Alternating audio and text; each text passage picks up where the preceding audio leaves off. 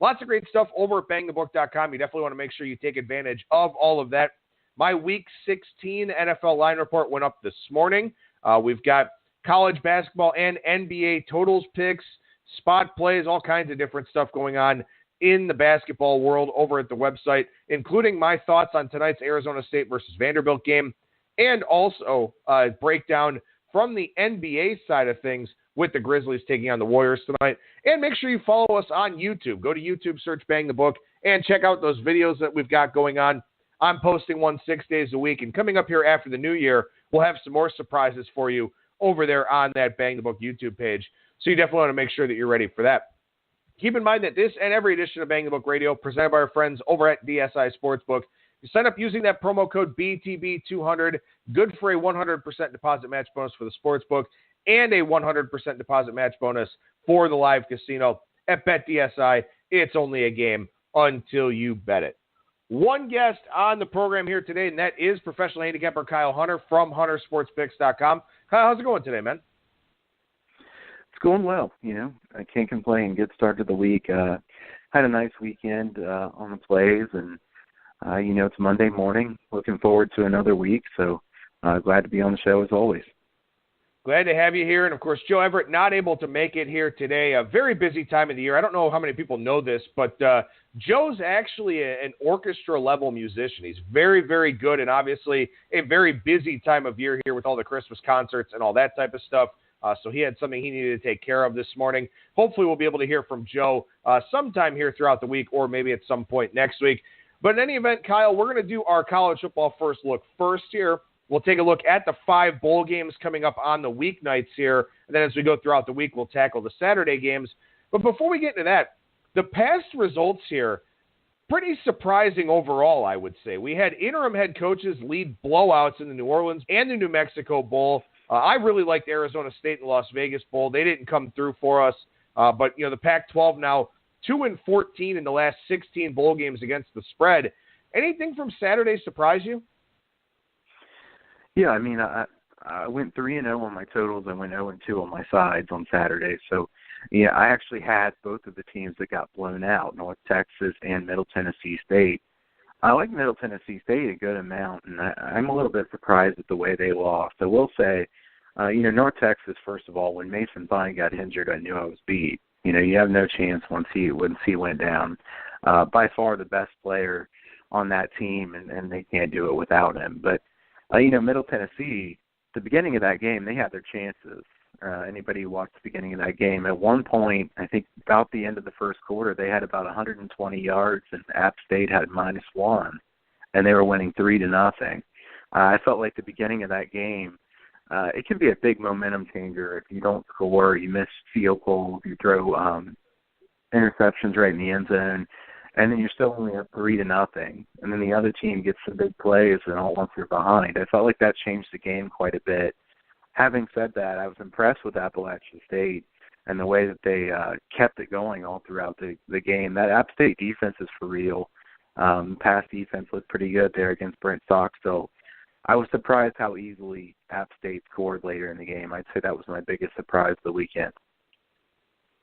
Well, and what's interesting about this first round of bowl games here is they can have an impact on future bowl games. The Pac-12, another loss, as mentioned, with Arizona State. And Arizona State had plenty of chances to cover this game.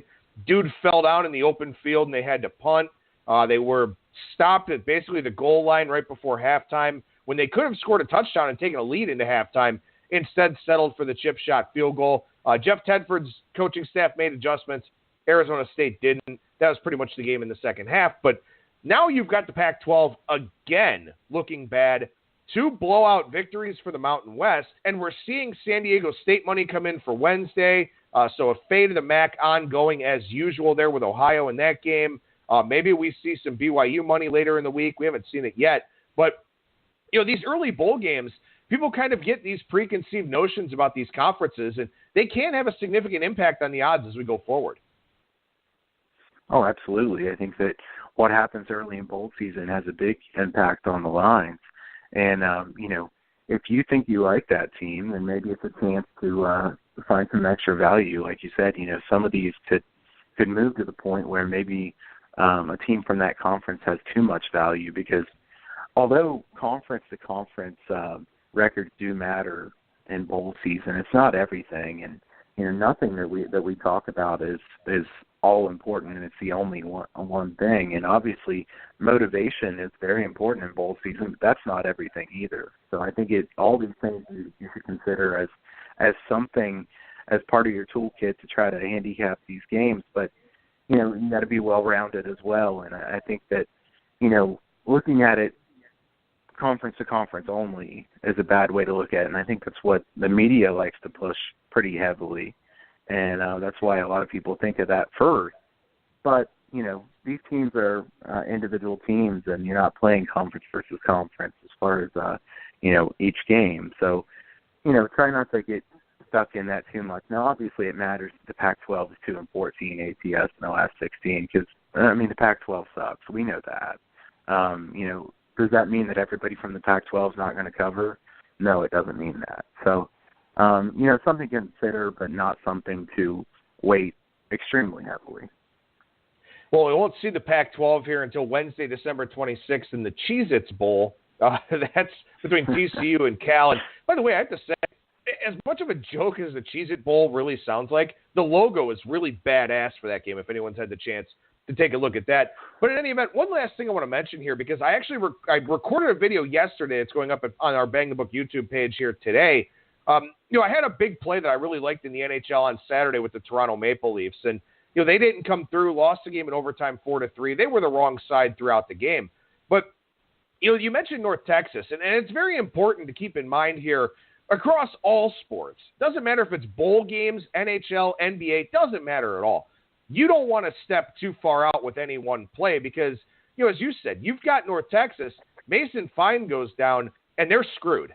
And your entire handicapping process for that game revolved around Mason Fine being healthy, because that changes everything. The offense, the defense, everything. So this is why you never want to step out on a big play, because if something happens, look at Darius Garland for Vanderbilt, for Vanderbilt, because I wrote this preview up for tonight's basketball game. He played 2 minutes in that game against Kent State. They lost that game outright. So these things happen. You never want to step out too far on a play, because the game still has to be played. And whether you think you've got a great motivation edge, a matchup edge, a schematic edge, whatever it is in college football, you still don't want to go overboard with any of these games. Yeah, that's a great point. As soon as Mason Fine went down, I said, hey, I'm done. That's it. And it's certainly discouraging to say whether it was the end of the first quarter. I think it was somewhere at the end of the first quarter. But in a game like this, like you said, it can happen in any sport. One team loses a really important player, and you say, that's it. If you put 10% of your bankroll on that play, it's really discouraging, because maybe you had a decent handicap, but you'll never know. So that's something to keep in mind, that it's much safer to have something like 3% of your bankroll on a game and say, hey, that's a bummer, move on to the next one. If you put 10 or 20% of your bankroll on it, that's hard to recover from. All right, so let's take a look at these 5 bowl games here. We'll start down in Boca Raton, Northern Illinois, UAB. UAB 2.5-point favorite here in this spot. We talked about Rod Carey last week. He's one of the worst coaches in bowl games of any program in a bowl game here. The MAC, obviously not great in bowl games, although Eastern Michigan did manage to cover there against Georgia Southern and, would have won the game if we would have had a hashtag college kickers moment. But in any event here down in Boca, UAB minus 2.5, this line up from -1. What do you think about game 211, 212, Kyle? This is a really interesting game to me, because if you look at it from a side standpoint, this is a game where all of the angles that I talked about last week, and I got multiple people telling me that they appreciated those angles from last week, and certainly always happy to hear that the listeners like those angles and trends, the different systems for bowl games. But just about every single one of them that I ever said last week is on Northern Illinois this week. I can't take Northern Illinois. I think that this is a spot where, if you want to fade the public's taking UAB. If you want to take the better defense, the team that can stuff the run, Northern Illinois is the side. having said that, it means too much to me that the MAC is not good in bowl games and Rod Carey has not done well at all in bowl games. I think Bill Clark over Rod Carey is a really big person, and I think that's hard to quantify, but it's definitely there. UAB, look, they've been amazing the last couple of years. I can't say enough good things about UAB, and at this point, I've kind of become a UAB fan. Obviously, I'm a Buckeyes fan first, but I like to root for UAB. This is a program that didn't even have a football program just, 3 short years ago now, and the last couple seasons, UAB has just been a big-time moneymaker. That's why they're getting the money in this one, and part of it is the fate of the MAC, certainly. If you want to take the better defense, if you want to take the team that can stop the run, I couldn't blame anybody for taking Northern Illinois. I think this one will probably go to 3, so if you like Northern Illinois, you might as well wait for the 3. At the same time, I can't take Northern Illinois. Like I said, these angles are what they are. I think they're good angles to follow, but it's not everything. And the fact that Northern Illinois has consistently been that bad under Rod Carey, and in general, I just don't think Rod Carey is a very good coach. Bill Clark, a very good coach. I can't take Northern Illinois. It would be UAB or pass for me. Yeah, it would be UAB or pass for me too. And for Northern Illinois, the defense is very good. They can stop the run, but also the offense is terrible. Their offense is really, really bad. UAB's got a solid defense too. So I don't see Northern Illinois lighting up the scoreboard here in this game. I do think maybe the under 43 is a decent look. But also for UAB here, last year, great season. Excellent season. I thought Bill Clark should have been coach of the year last year, winds up getting it this year. But they have a sour taste in their mouths because they had that good season and then got absolutely trucked by Ohio in the Bahamas Bowl, 41-6. You want to talk about a motivation edge? I know Northern Illinois is 0-5 in bowl games, so they haven't won one in a long time. But for UAB, after that Cinderella storybook season last year in their first year with football back, to go to a bowl game and get trounced, everybody that's a returnee on that team remembers that game. They've got all the motivation in the world here in this one. And I used to be motivated too, but I just don't see how their offense holds up in this game. It would be UAB or nothing for me, but maybe the under is the better play here. Yeah, I think that's a good look, and I think that a really interesting stat here for this one, as I was looking at it, Northern Illinois defense has 50 sacks this year. That's first in the country. UAB's defense has 43 sacks. It's third in the country. So I think you're going to see the defensive line getting a lot of heat on the opposing quarterbacks. Now, of course, UAB likes to run the football, and they're going to run it, pretty consistently. The question is, can they run it on Northern Illinois? I'm not sure they can run it very well on Northern Illinois. I think they'll probably get some big gainers, but Northern Illinois, like you said, on offense, they haven't been able to do anything against anybody. Now, if you were going to like Northern Illinois here, some of those angles like it, like I said, and Northern Illinois has played a tougher schedule than UAB, so that's one thing that you could say if you like Northern Illinois here. But like I said, based on past from Northern Illinois' performances in their bowl games, and in those games, they've been pretty bad. Not that they just lost. They've been looking really poor. I can't take Northern Illinois. Sorry about that sneeze. I was fumbling with the mute button trying to get to it. Couldn't get to it in time, and, whatever. I guess it's that time of the year where everyone's kind of doing that, sneezing and coughing away. So I apologize for that. Usually I'm pretty good about it, but I couldn't get to that one there. All right, let's go to December 19th here. Let's go to the Frisco Bowl down in Frisco, Texas, sponsored by DXL, I think it is. Ohio's a 2.5-point favorite now against San Diego State. And this is a game I mentioned in the intro here to this segment where the Mountain West looked really, really good on Saturday. The MAC hasn't looked good in bowl season for quite some time. Now we're starting to see San Diego State take on the money. This was Ohio -3, minus 115 at some places just a couple days ago, but now San Diego State getting the love.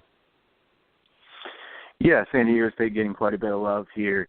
There's definitely sharp money on San Diego State because 53% of the bets are on Ohio, but 67% of the money on San Diego State. This is a tough one for me, I have to say. I've looked at this game pretty in-depth. I wanted to take San Diego State, and I would still lean San Diego State, so I think you and I are opposite on this one as far as my lean. Having said that, San Diego State's offense is not efficient at all.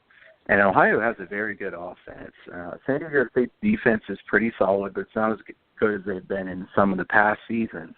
Both of these teams play really slowly, so if you're going to like an under, I couldn't blame you at all. Having said that, Ohio's defense, the only reason they haven't given up very many points is they've forced them many turnovers. I think they're first in the country in forced turnovers this year.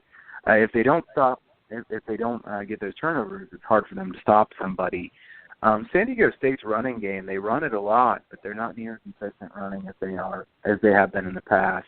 I think both of these teams are well coached, so I don't see an edge there. I want to fade the MAC, and I want to take San Diego State, but I don't think San Diego State's that good of a team, and if I'm not getting at least 3 points, I can't do it. I would lean to the under, slightly lean to San Diego State as trying to fade the MAC as a favorite, and taking the team with a better defense. Certainly, this one fits the angle of the better defense in the bowl game with San Diego State. So I'll lean San Diego State, and I'll lean to the under here. So something that I kind of picked up on Thursday when I was talking with Brad Powers about this game is when you look at San Diego State here, and Rocky Long, 3-4 straight up in bowl games at San Diego State, but 2 of those 3 wins, one of them coming back in 2015 in the Hawaii Bowl. That has been our best consensus bowl pick here on the show. Well, we loved San Diego State against Cincinnati. San Diego State goes to Hawaii every other year. Cincinnati treating it like a vacation. San Diego State wins 42-7. The next year, 2016, a good win for San Diego State over Houston in the Las Vegas Bowl. However, Tom Herman had taken the job at Texas. That was when Todd Orlando was the interim, and then Major Applewhite got named the head coach. So San Diego State running into a very good spot there as well. With Houston going through some coaching turmoil, they win that game 34-10. Then the 2017 Armed Forces Bowl last year, they give up 42 points to Army. Now, Rocky Long sees the triple option basically every year against Air Force, has seen it a lot in his career, still got gashed for 42 points in that game and 446 yards. It was a 42-35 game, but San Diego State got outgained 446 to 280 in that one. So for Rocky Long here, not a great bowl look when he's faced teams that have some sort of coaching continuity. Didn't have that for Cincinnati, in 2015 when they went out to Hawaii. Didn't have that in 2016 against Houston. I think San Diego State's really benefited in 2 of the last 3 bowl games from teams that were in really bad spots. I don't think Ohio's in a bad spot here. So while I understand playing the Mountain West and understand fading the MAC, I'm kind of coming around to Ohio, and now that it's 2.5, I may take a shot. Yeah, I think it's hard to take San Diego State without getting at least 3 points. So I think you're paying up if you want to get 3 at this point. Certainly, 3 is a number you don't want to mess around with. So if you can get 3 on San Diego State, you'd want to do it. Ohio is the much more explosive offense. Ohio is 9th in the country in yards per play, 6th yards per rush. I will say San Diego State's very good against the run, 4th best in the country. Ohio's edge here is passing. How much are they going to be able to throw the ball on San Diego State? I would think they'll be able to throw the ball here. Like I said, both teams move very slowly. Ohio decided to slow down their tempo this year, and I'm pretty confident that's because their defense is so bad. I think that they want to try to hide that bad defense and win the time of possession. And it's worked pretty well as they get later into the season. This defense is just not very good. They're 105th in yards per play allowed. Like I said, they are actually first in turnovers forced, 30 turnovers forced so far this year for Ohio. So a pretty tremendous number there. San Diego State's forced only 13. I think that it's hard to lay a lot of points with the MAC team, but I could understand laying 2.5 here. And I think that's fair what you said about San Diego State. They've been in good spots. I remember that San Diego State and Cincinnati game very well. I think that was my biggest side of the bowl season that year. And like you said, it was one of those spots where Cincinnati was on vacation. San Diego State doesn't have that edge in this game, so we'll see if they can win it without that. San Diego State struggled to protect their quarterback so far this year. They've also kind of struggled taking care of the football in general. So if you like Ohio, you like the fact that they force turnovers. They're better at protecting their quarterback, and they're just a much more explosive offense. as I said, I kind of lean to the under because both teams go so slowly and both teams like to run it so much. You have to at least somewhat like under 54 when both teams rank in the bottom 20 in the country in tempo, and then also both teams are running the ball pretty consistently. Well, and another thing about this game, too, this is an angle that we talked about last week. Teams that had a lot of success the year before and are an underdog, or a short favorite in the bowl game, that's been a really profitable angle as well. And for San Diego State here, just 3-9 against the spread. So like Northern Illinois, they fit a lot of the bowl systems and early bowl things that we talked about on last week's show. So it's tough to go against those because they have been good bets. But, I think in this game, where I think UAB has a decided edge in that Tuesday game, I don't think Ohio has the same edge. I just think that, with their continuity and also with time to prep for the 3-3-5, maybe that's something that helps the Bobcats. It's a game that probably wasn't on too many people's radars as a really good bowl game, but I actually like this game quite a bit from a handicapping standpoint. Yeah, I like it too. I think this is a game I'm looking forward to watching quite a bit. You've got the MAC being a really weak conference. You got San Diego State not really being that good this year. I don't think San Diego State's nearly as good as they've been some of the years in the past, especially on defense. And their run game for a while was a lead, and their running game's really not very good now. And we know San Diego State can't throw it around that much. So let's see if the MAC can get one of those bowl wins. Gasparilla Bowl here down in Tampa, Marshall, South Florida. South Florida virtually playing a home game in this one here. They're playing in their own home stadium, but obviously, it is the holidays. I don't know how much people are going to show out for this game 5 days before Christmas. So you really have to cut South Florida's home field advantage. I think it's almost non-existent here in this one because, again, I've talked about this on the show over the last couple of weeks. One of the best things about going to a bowl game is going somewhere else. Is going to Busch Gardens or Disney World or, going out and listening to live music if you're playing in Memphis or Texas or something like that. South Florida gets none of that here in this game. And the money is on the Marshall side here, up from 2 to 2.5 and even some threes popping now. Yeah, I would have stated it just like you just did. I think that it's almost a negative for South Florida to be playing at home here. I can't give them any home field advantage for the fact that, first of all, this was a South Florida team. Remember when they were 7-0, and I believe they got ranked in the top 25. And at the time, I knew they weren't nearly that good. And South Florida clearly falls apart at the end of the season. Now they're playing at home in a bowl game. Are they motivated to be in this game? I don't know. Obviously motivation's a hard thing to gauge. And, I know some people think that motivation is overused in bowl games because you can't really handicap motivation. I think you can handicap motivation to a certain degree, certainly. And I would be surprised if South Florida was really up for this game. You fall into the end of the season and then you play a home game. Like you said, one of the big things about bowl games is you get to go to some exciting new place that you've never been before, or at least it's not your home stadium. And South Florida doesn't get that. You also get Marshall with the much better defense. South Florida is not good at stopping the run. South Florida's secondary pretty solid, not good at stopping the run. I assume Marshall will be trying to run the ball pretty consistently here. To me, Marshall has proven themselves in bowl games in the past as well. Doc Holliday, I believe 5-0 ATS in bowl games. I know he's done very well. Marshall is a team that does well in bowl games in general. Very well prepared for bowl games, even before Doc Holliday was there. But he's done a good job as well. I think that, I give Holliday the coaching edge here. I think Marshall would be more motivated to be in this game, so I have to like the Marshall side. I'm going to make what may be a little bit of a bold call. I don't think South Florida makes a bowl game next year. I don't think Charlie Strong is that good of a head coach. I think when you look at Charlie Strong, yes, Louisville was solid and the defense was very solid, but, he kind of got pretty fortunate with some of the offensive guys that were coming through there, kind of piggybacked off of the previous regime. And then, of course, starting out in the Big East, the Big East was just not that great of a conference. So it was kind of there for the taking. Texas was an epic failure. And we've talked about this before. I think he was kind of set up to fail there at Texas. But Starting 7-0 against a very weak schedule, then falling to 7-5. And look, they lost a lot from last year. I fully understand that. But when you look at next year, non-conference, they get Wisconsin at home. They're probably not going to win that game. At Georgia Tech the following week, so they face an option team right away. Probably not going to win that game. Get BYU at home. BYU was much improved this year.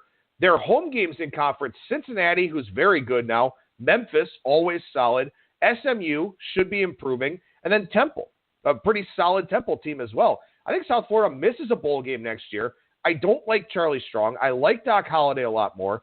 The concern I have about this game is being so heavy on the consensus, being with the consensus on the Marshall side, but I just don't see it for South Florida. I don't see them motivated. I think they're at a coaching disadvantage. Blake Barnett's been hurt throughout the second half of the year.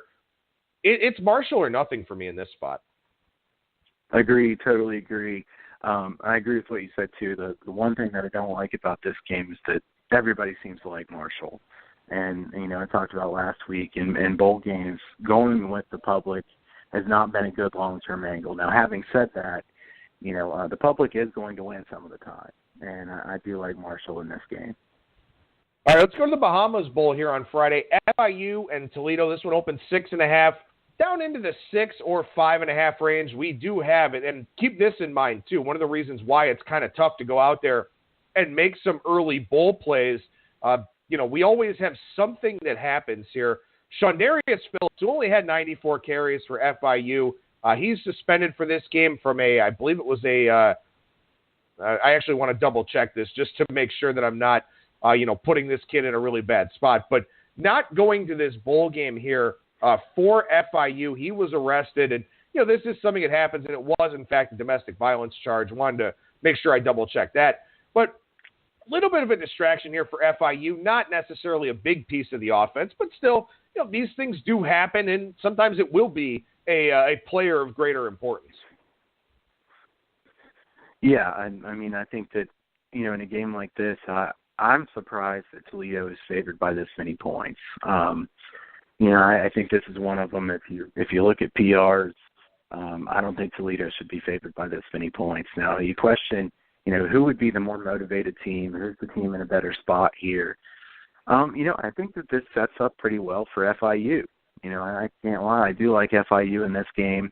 I haven't played anything in this game yet, but I might take FIU. I also like the under some. You're getting 67.5 points. That's quite a bit. I think this Toledo offense is a little bit overvalued. Toledo offensively not nearly as good as they've been some of the other years in the past. They can't throw it very well at all, so they have to be able to run. Now, the positive for them is FIU hasn't been very good at stopping the run. They're 100th in the nation in stopping the run this year, so maybe Toledo can move the ball running it pretty consistently. I think where this game is played is a positive for FIU. I also think that, fading the MAC team that's this big of a favorite is certainly tempting. Now, again, I will say that the public is on FIU here, and I imagine that will continue. I think this is one of those spots where you get an FIU team that's going to be a public favorite because everybody knows the MAC isn't very good, and those underdogs that are big public sides certainly concern me. So I'm going to look into this game some more before I decide whether I'm going to play it. But the only thing I could take on a side would be FIU plus the points. I would imagine this line will go down some. I don't know. Adam, would you agree that this 6.5 will probably be gone? Yeah, I think so. I think this line's coming down. FIU is probably my favorite play of the bowl season here for a lot of the reasons that you mentioned. I mean, I think, too, with what Butch Davis is doing with this program, there's some extra incentive to get this bowl game victory. This is something that these kids really want, something that they've been working towards.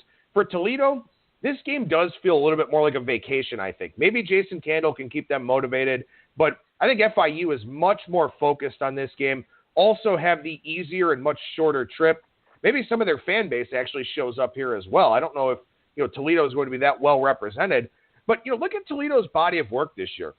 7 wins, 5 losses.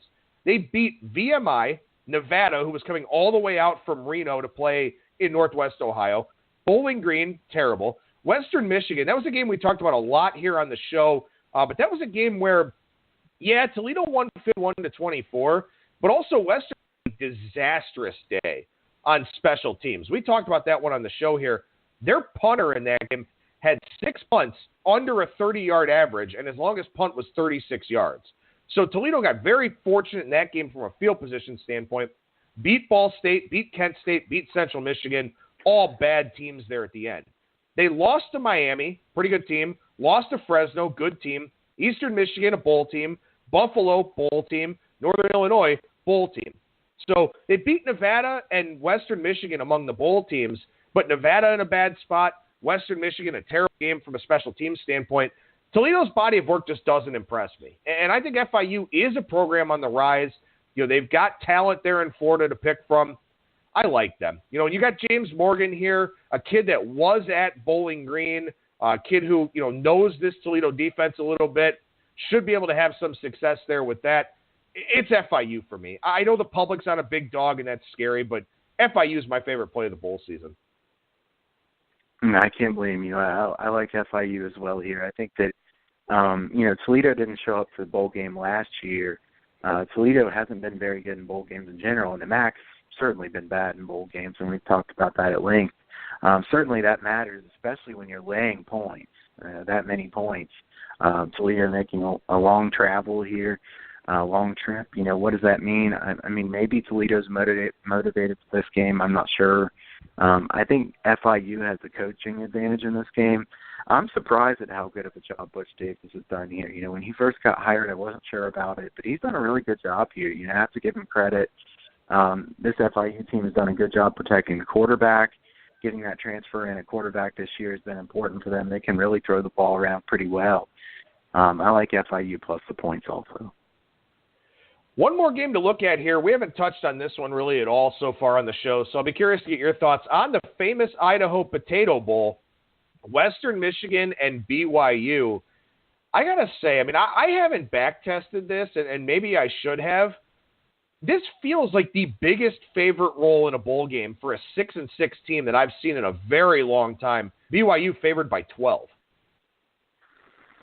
Yeah, I haven't looked at that either. That would be something I'd be very curious to find out about.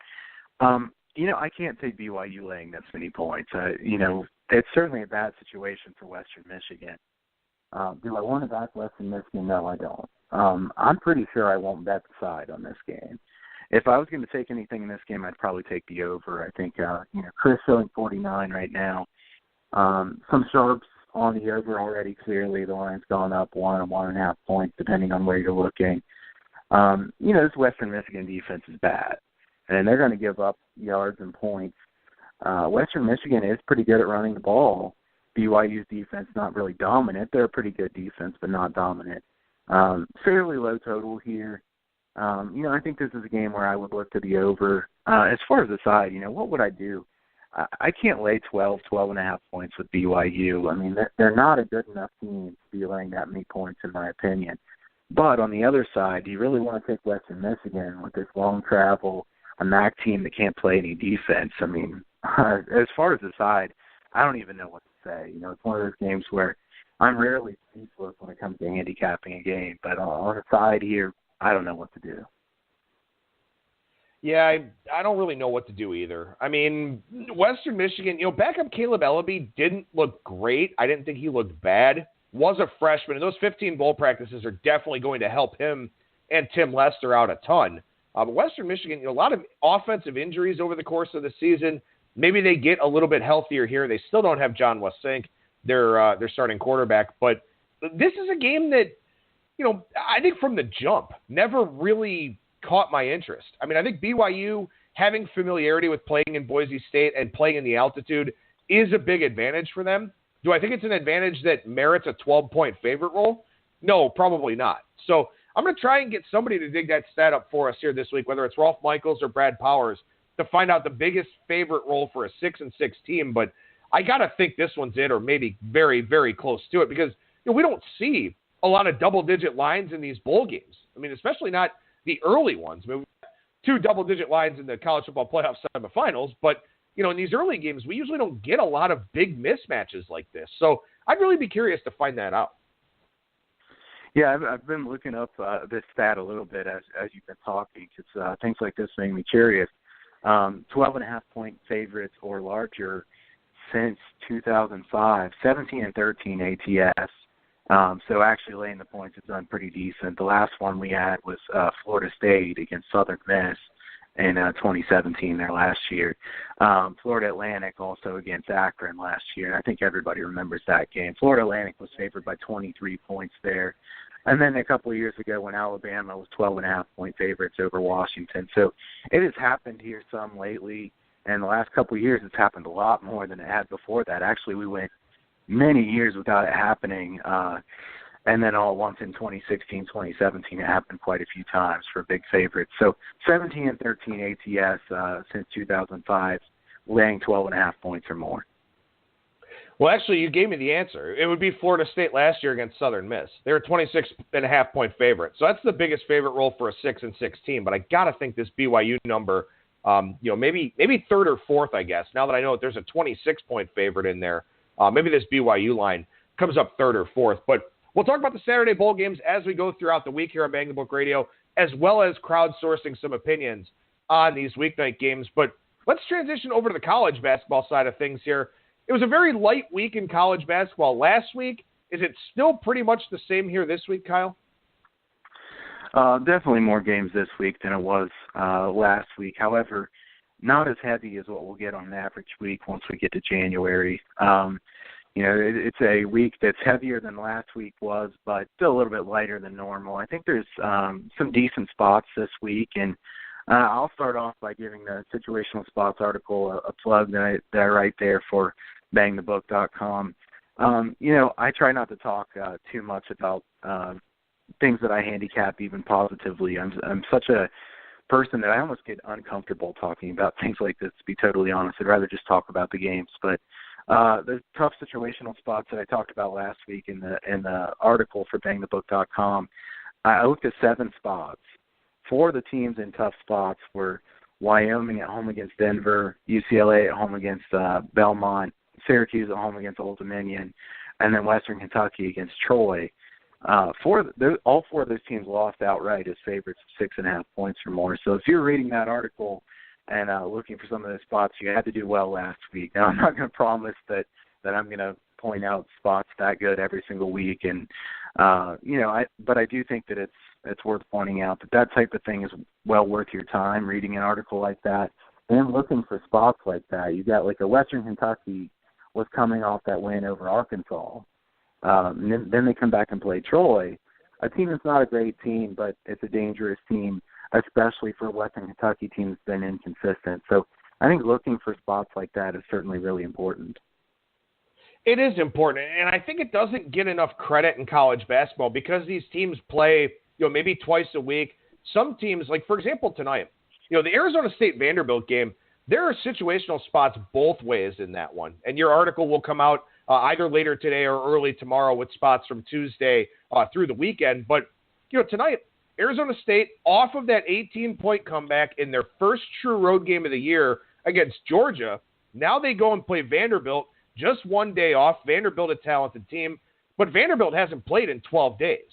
So there are some interesting spots here around the holidays with teams that have big layoffs because of exam week or travel or something like that.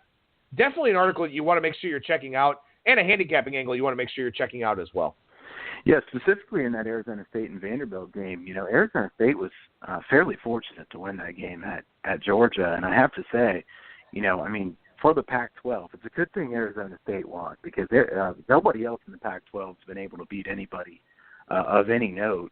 Pac-12 was expected to be bad coming into this year. They're much worse than they were expected to be. Georgia was ahead by 18 points in that game, and Arizona State comes back, wins by 2 points. I think it's probably a better spot for Vanderbilt. I know they've had a long break. If Vanderbilt's down, you would think maybe a live bet on Vanderbilt and or second half bet on Vanderbilt might make some sense because Arizona State expend a lot of energy coming back against Georgia in that game, and now you have a quick turnaround to play Vandy. Vandy has a decent home court advantage. Now it's not as good now as it normally would be, but you've got a Pac-12 team a long ways away from home in that one. One thing that we have seen in that game, the total has shot up. I wrote that preview this morning about 8 a.m., 8:30, something like that.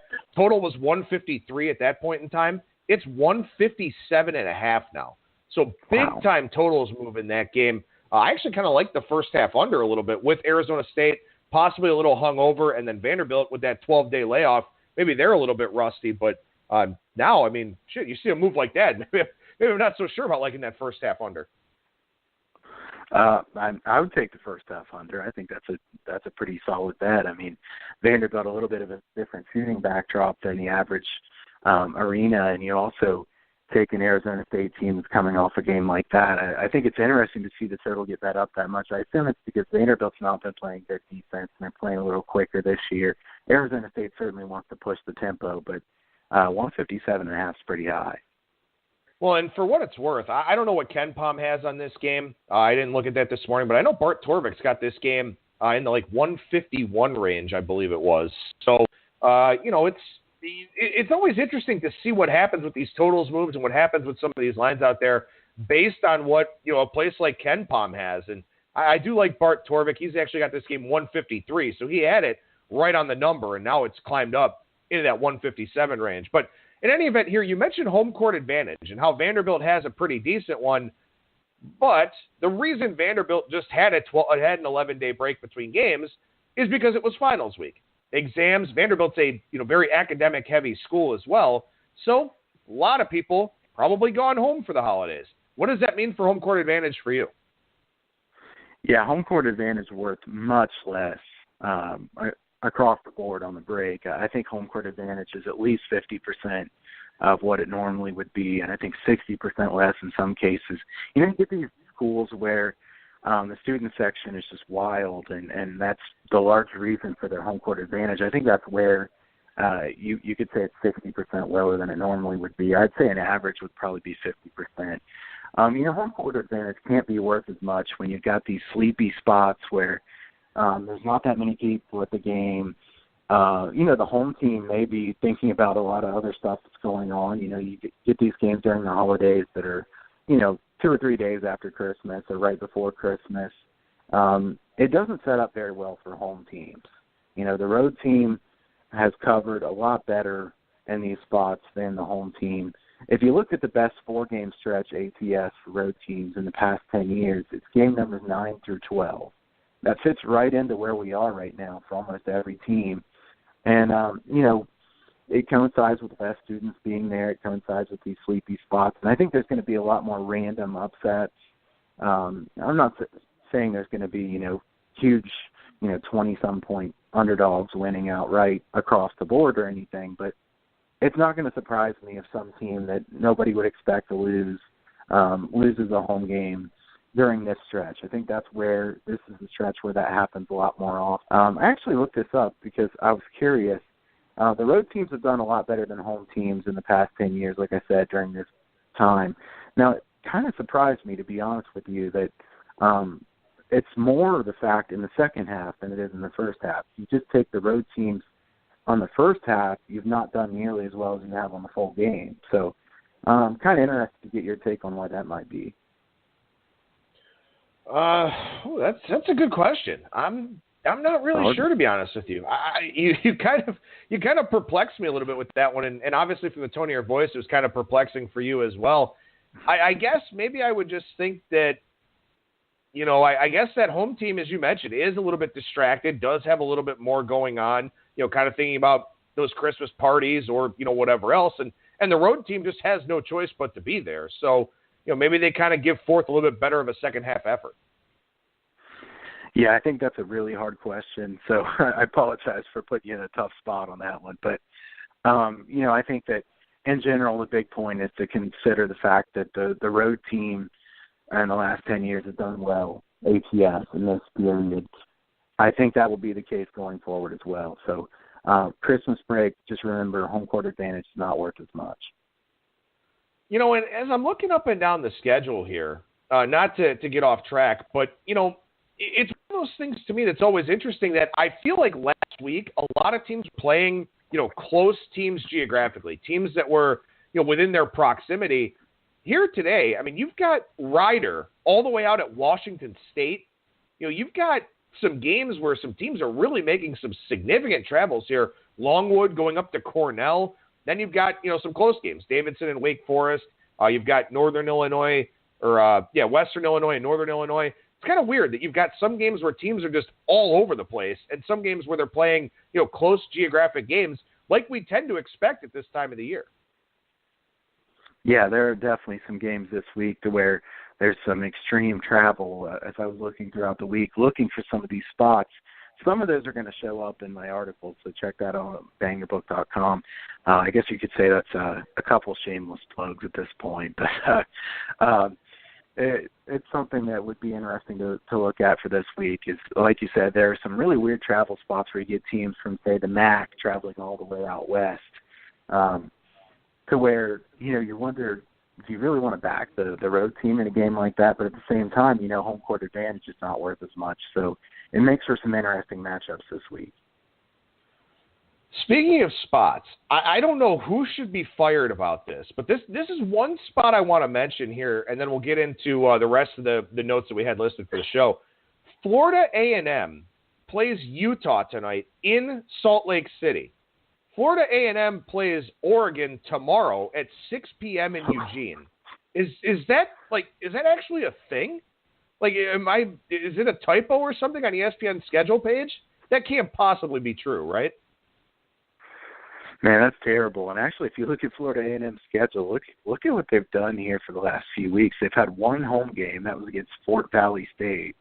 They've played games in South Florida, DePaul, and then Georgia Tech, and now Utah, Oregon, and then they're going to play Portland, then go back to Memphis. They don't play a home game until January 12th. So to say that this Florida A&M Raptors schedule is brutal is an understatement. How the hell do you how do you play games in Utah and Oregon in the span of 22 hours when you're a team from Florida? Like, I'm astonished, obviously. I mean, you can hear it in my voice. I can't believe that. It is pretty amazing. I will say Oregon's going to be laying a really big number in that game. That would be one of those added games that gets added later on. But, Oregon's probably going to be laying almost 30 points in that game. So if you want to go against them in the second half of that, it's not going to be too easy to do it. You have to lay a lot of points. Having said that, I certainly wouldn't want to back Florida A&M. Yeah, Utah's laying 20 or 20.5 tonight, so certainly a much bigger number for Oregon tomorrow, especially given the spot. But again, that's a game that people would probably just gloss right on over, but there could be a pretty significant situational spot in play in that game. I can't believe that. That is amazing. To go play in altitude and then go play Oregon. Like, you're Florida A&M. You don't play in altitude. So, hey, let's schedule it back-to-back. All right. Anyway. All right, so let's talk about a couple of these teams in line for regression here. And we'll start with the team that's in line for some negative regression. And I think this one is very interesting, and I'm glad you hit on that.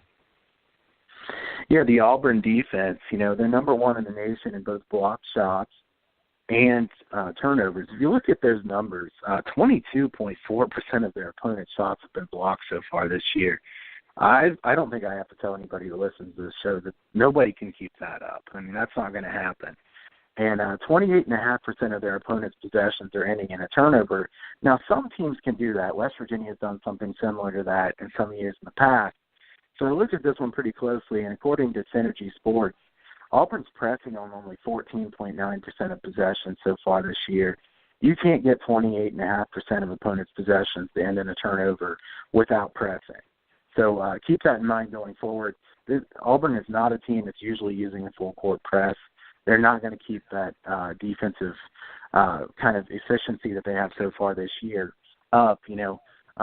The reason their defense has been so good this year is because they've been forcing turnovers and they're blocking that many shots. Once you get in the half court, teams are shooting the ball decent against Auburn. I think Auburn's going to give up more points going forward. So the way I'd like to look at this is either take overs with Auburn games coming up or go against Auburn. I think Auburn's a good team. I don't think they're quite as good as they've looked so far this year. Yeah, that's the things you want to look for. You want to look for regression in certain statistics, and certainly for Auburn, the nice thing is here that you can look at it a couple of different ways. You can look at it in terms of playing overs in their games, or you can look at it in terms of finding situations to fade them, and that's why we really try to key in on these negative and positive regression candidates. So let's talk about a team where the glass may be half full instead of half empty here sooner rather than later. A team that's really scuffling on the offensive side that should see a turnaround. Yeah, Monmouth. We're going way under the radar for this one. We love to talk about under the radar teams. Monmouth is 0-11 so far this year. You remember, Monmouth has been a good team. Now, last year they were 11-20. They were 27-7 2 years ago. Obviously, they've lost most of the guys from those teams that were really good, probably just about everybody. But Monmouth shot the ball decent last year. I mean, this is a Monmouth team that was 111th, according to Ken Palm, in effective field goal percentage offense last year. They're 342nd so far this year. I think once this team gets into MAC action, the MAAC, they're going to start scoring quite a few more points. And if you look at their totals lately, they've been, they're having to cut their totals down because they're shooting the ball so poorly. You put up 44 points against Kentucky, then you put up 43 against Bucknell. You think about the fact that Monmouth has played a pretty tough schedule for a team in the MAC so far this year. This is a schedule that, you're not going to see teams from the MAAC play West Virginia, Kentucky, and even some of the other teams on their schedule, teams like Hofstra, teams like Bucknell are pretty good teams this year, Valparaiso. To me, Monmouth, a team that we're going to start seeing more points in their games. They don't play as fast as they did a couple of years ago, so don't expect some really high number. But I think you're going to probably start getting some value taking overs with them, and also I think you'll have some value taking them, ATS, backing them, because, Monmouth is 0-11 so far this year, but they're going to play teams that are a lot weaker than them, and they're playing a lot tougher schedule than most of those teams are playing right now. So I think that's something to look for coming up.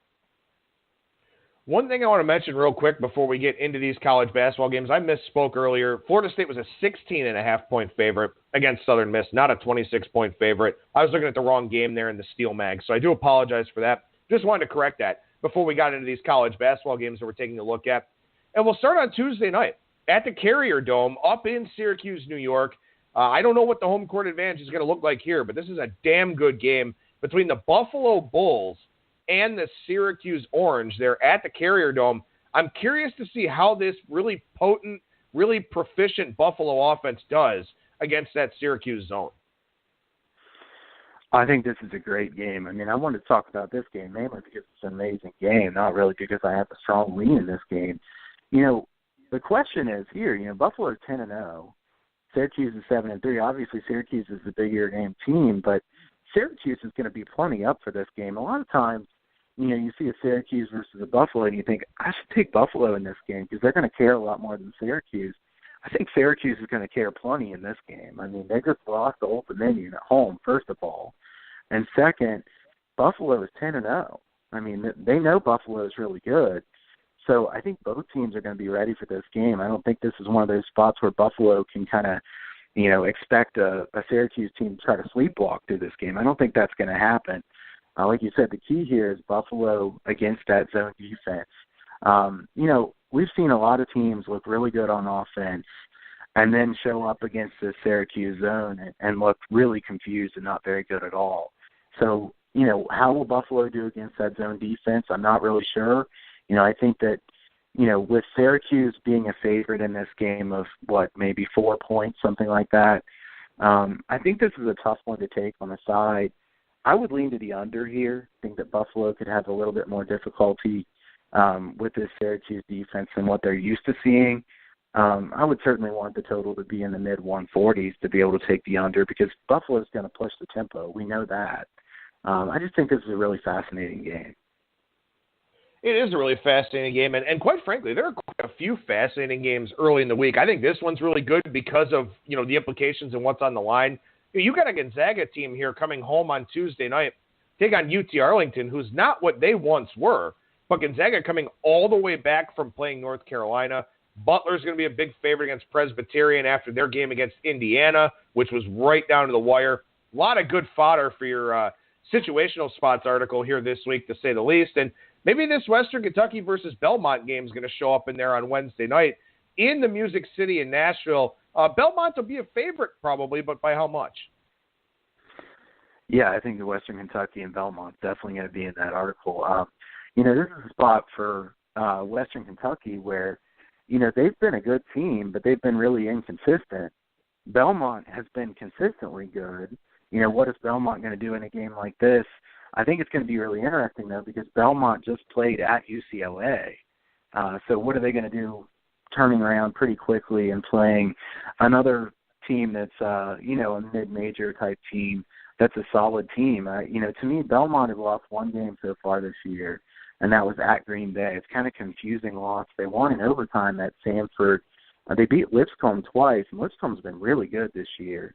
Belmont really pushing the tempo in a big way. Belmont, I think, will be favored by somewhere around 5 points in this game. Western Kentucky has a really good team with a lot of talent, a lot of height, very, very tall team. Belmont is a team that's more guard-oriented, so I think it'll be interesting to see. I mean, Belmont does have some tall guys, but their better players are the guards or the forwards. To me, Belmont wants this to be an up-and-down game. Western Kentucky wants this to be a half-court style game. So we'll see who gets their way as far as tempo. I think that this one's a fascinating spot for Belmont because they go out west and then they come home and play Western Kentucky. Western Kentucky loses to Troy. I would like to lean Western Kentucky plus the points here. If I got something like 6.5 or 7 points, I'd take Western Kentucky probably in this game, but I'm not sure I'll get that many. I think it'll be interesting to see what the line is here. There's a lot of stuff going on this Wednesday night card. You mentioned Auburn and the regression for their defense. They take on NC State on the road in Raleigh. Tennessee off that big win against Memphis. They play Samford, a Samford team that hasn't played a great schedule, but is still a pretty solid team. UCLA comes all the way in to play Cincinnati. A lot of stuff going on here in college basketball this week, which is good because last week was a little bit of a dud. Let's go to a game between some premier mid-majors here, Wichita State and VCU. Now, obviously, this game isn't what it once would have been, but still a very intriguing game nonetheless here on Saturday afternoon. Yeah, and if there were a premium look ahead or a possible premium look ahead, I have to say possible because I don't know what the line's going to be, and this game's on Saturday. So I'm not sure I'm going to play this one, but I might take the over in this game. I do like over as long as I can get a decent number between VCU and Wichita State. VCU is still playing fast. They've shot the ball poorly so far this year. They've held teams to some ridiculously low shooting percentages so far this year. I don't think they can keep that going. I would think that VCU's defense would be another regression candidate. I don't think they're going to keep up holding teams to 25.2% on three-point shots. I think Wichita State looks like they want to run this year. Wichita State, obviously a team that isn't as good on offense as they've been in the past. And, we'll see a total here in the 130s somewhere. Hopefully we could get low 130s to where I'd want to play the over, but we'll see where this one goes. I think that this is one where if they open it fairly low, you want to take it early on because, as I've said before, the low totals usually get fed up pretty quickly. The other thing I like about this game, if you're looking at it over, is both teams foul a lot. And that's really important if you have a fairly low over, in that if you get a lot of points from the free throw line, you don't even have to shoot that well from the floor to get an over. So I think that with a quick tempo and both teams fouling quite a bit, the over in this game. One more game to hit on here for Saturday. We talked a little bit about Arizona State already. They had that comeback win against Georgia on Saturday, now playing Vanderbilt tonight. Coming up on the slate for Saturday night, the Kansas Jayhawks are out in Tempe, 9 o'clock Eastern time tip-off on ESPN2. A pretty premier game for both teams here. Yeah, and I wanted to talk about this one because a couple of reasons. First of all, the Pac-12's been so bad. This is a chance to get a marquee win. But, to me, Kansas, I know where they're ranked, and I know that they've won every game so far this year, but have they really been that good? Look at Kansas and what they've done so far this year. I'm impressed that they won against Michigan State in the first game by 5 on a neutral. Overtime win over Tennessee. Tennessee is playing great right now, and Rick Barnes, some people are talking about him a lot more highly. Hey, I'll give Rick Barnes credit for what he's done with this Tennessee team so far. But let's see how they do in the postseason. If they do something in the postseason, then we'll have to change our thoughts on Rick Barnes a little bit more. But to me, Kansas, they've had some close games here. They were really fortunate to win at home in overtime against Stanford. Really fortunate to win a semi-home game there against New Mexico State, and then they won by 3 against Villanova. Villanova is certainly a good team, but not as good as they have been. I don't know that Kansas has really played as well as some people think. Having said that, Arizona State, what have they done so far this year? They're 8-1. Like you said, they play here Monday night against Vanderbilt. Arizona State hasn't played too many really good teams. They played Mississippi State and won on the neutral. That's a good win. A neutral win also over Utah State. I don't know what to like in this game. I just think it's a fascinating game as far as Kansas finally going on the road to take on a team that's a quality opponent. This is Kansas' first away game of the year. So I thought that's why it was an interesting spot, too, as you get into December and it's their first road game. So it's certainly a test for Kansas against a Pac-12 opponent that is at least a formidable opponent. Well, and I think, too, you look at Arizona State, and I kind of got a chance to look at the composition of their roster here today. They're a pretty young team. At least the go-to guys on that team, freshmen and sophomores. So definitely helps them to get this game at home. But, you also kind of wonder, too, the timing of this game. We know Arizona State has a great home field advantage in football, very good one in basketball. They've also developed a very good one in hockey, by the way. It's a party school. It's probably a great atmosphere. It's also 3 days before Christmas, which – maybe kind of hurts a young team a little bit because they'll have to create their own energy now against a Kansas team that, is really no stranger to the big bright lights. Yeah, I agree. I think Kansas will be favored by 5.5 or 6 points would be what my guess would be in this game. Obviously, it depends partially on what happens here earlier in the week for both of these teams, but I don't know what to like in that game, to be honest with you. I just thought it was an interesting game to talk about. And I think that it's one of those games where we find out something about both of these teams that you need to know going forward. Can Kansas win in a fairly tough environment? Like you said, not as tough as it could have been. And then what's Arizona State made of as far as can they get that marquee win at home the Pac-12 desperately needs? Kyle Hunter, professional handicapper over at huntersportspicks.com. What's going on over there right now, man? First of all, if you haven't already signed up for the free picks newsletter at huntersportspicks.com, another winner yesterday on the 2-team teaser with the Ravens and the Vikings, 11-2 in their last 13 free picks. Those free picks have done really well for the last few years here. So if you haven't already signed up for those, you can get those weekly for free at huntersportspicks.com. And then also a hot start to college basketball season. Starting out really well here with a 25-11 start to college basketball season. So check out everything going on there at huntersportspicks.com. And you can follow Kyle on Twitter at KyleHunterPicks. Kyle, appreciate the time as always, sir. Thank you so much for joining me, man, and we'll talk to you again here next week. All right, thanks, man.